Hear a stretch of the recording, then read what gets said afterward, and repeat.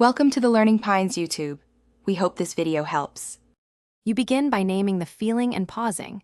This interrupts the automatic reaction. Start a 4-4-4 breathing cycle to reduce physiological arousal and steady your voice. Once breathing is steady, drop your volume and deliberately soften your facial muscles so your expression relaxes.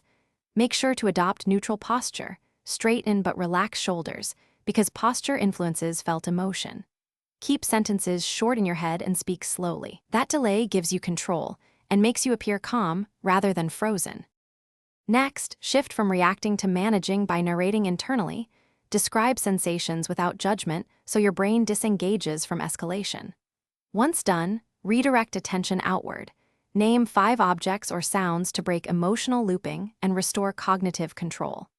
As you speak or listen, hold neutral micro-expressions for 3 to 5 seconds. This trains your face and reduces leakage. Make sure to modulate breathing and keep hands still. Coordinated body calm supports facial neutrality and makes your To finish, offer a concise, composed line or question that moves the interaction forward.